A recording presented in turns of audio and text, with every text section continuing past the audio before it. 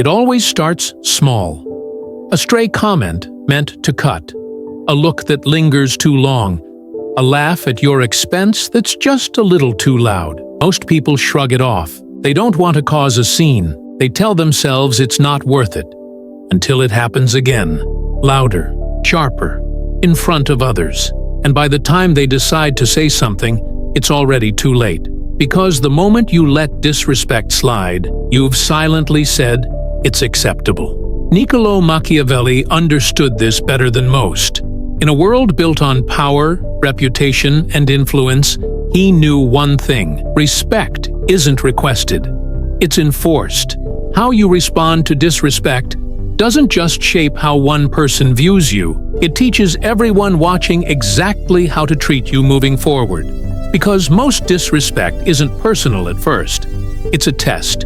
And if you fail it, you're not seen as kind, you're seen as weak. So the next time someone crosses the line, don't wait, don't explain, don't escalate. Move with calm authority. Your first step, silence. Not the kind that looks away, the kind that holds its ground.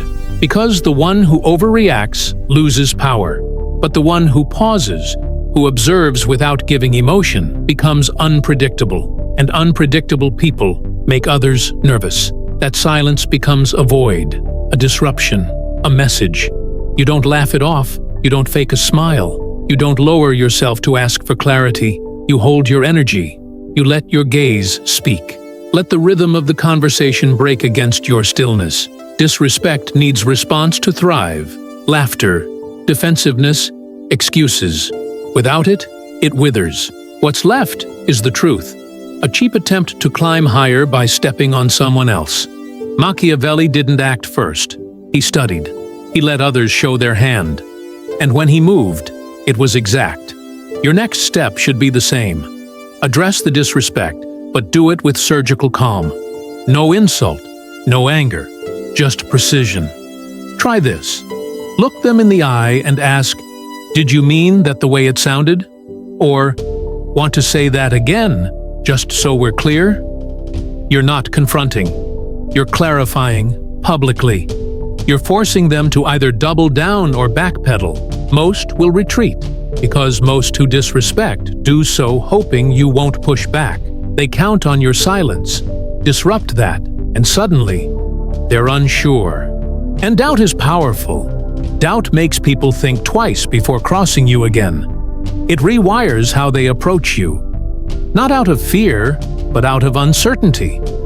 Because the person who makes others second-guess their words doesn't need to ask for respect. They command it. But here's where most people fail. They stop after one confrontation. They think setting the boundary once is enough. It isn't. The real test comes after. Will you stay consistent? Because if your energy softens, if you act like everything is normal again, they'll test the waters. That's when you take step 3. Redefine the relationship.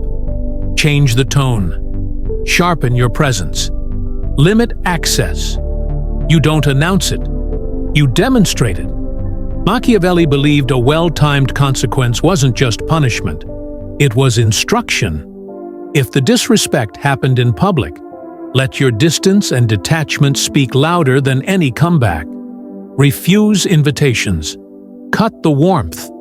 Use clarity where you once used comfort. This isn't about being rude. It's about being principled.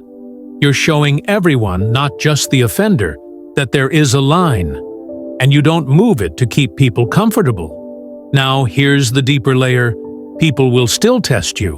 Not with open disrespect, but with subtle plays. A backhanded compliment. A joke wrapped in a smile. A passive dig masked as feedback. These are the corrosion attempts. That's when you escalate, strategically. Machiavelli knew that equal punishment for equal offense is forgettable. But when the consequence is greater, it leaves a mark.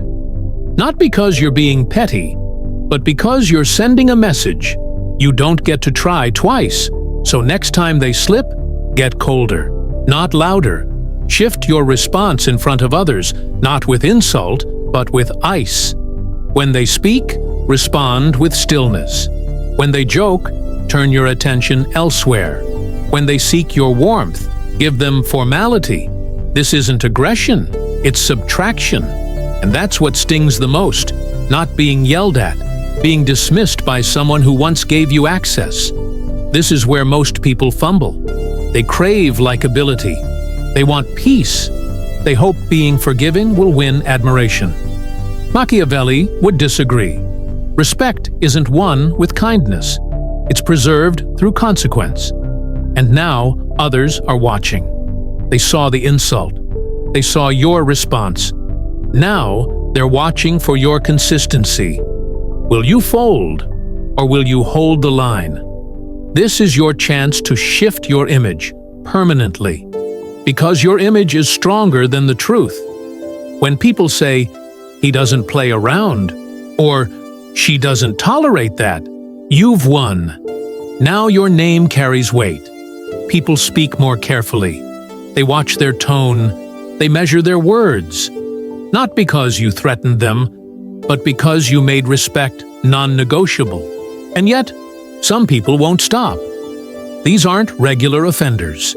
These are disruptors, the ones who push boundaries for fun. If they escalate, don't match them emotionally. Match them socially. Use their behavior against them. Say things like, "Interesting joke. You tell that one at work too?" Or, "Surprised you said that out loud." You're not fighting, you're spotlighting, making them own their words in front of others. That's where their power shrinks, not from your volume, from your control. This is Machiavellian retaliation. Quiet, intentional, surgical. They don't even realize they've been checkmated until the room shifts around them. You're still calm, still composed, but their reputation is cracking. Because disrespect doesn't grow from courage. It grows from safety, from the belief that you won't push back, that you'll stay silent. Machiavelli taught that power isn't in how often you strike. It's in the sense that you could. So you become unpredictable. Not hostile, not intimidating, just unreadable. And unreadable people make others cautious. They don't know how far they can go. They rethink their words.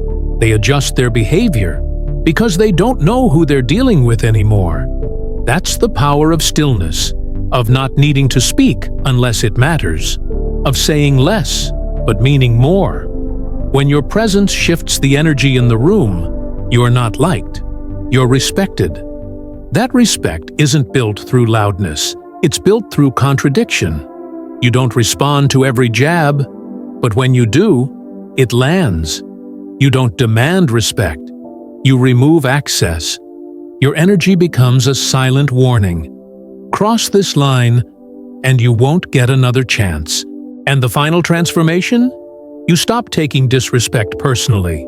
You see it as data, as insight. They insult you? You don't get offended. You take note. You see the insecurity behind the mask, the weakness behind the noise. From there, you make a decision. Do they still get access? Do you make a quiet example out of them? Or do you let them fade into irrelevance? Either way, you're no longer emotional. You're strategic. Because the goal isn't to get even, it's to become untouchable. And when your silence weighs as much as your presence, you've arrived. Not as someone who demands respect, but as someone who made it too costly to withhold it. So next time someone tests you, remember this. You don't have to fight. You don't have to explain. You just have to act with clarity, with calm, with discipline, and let your absence do what your words never could. Because when your energy becomes selective, your value multiplies. And in the end, the people who once tried to undermine you will realize the mistake. Not because you punished them, but because you kept moving without them, and they never recovered from the silence you left behind.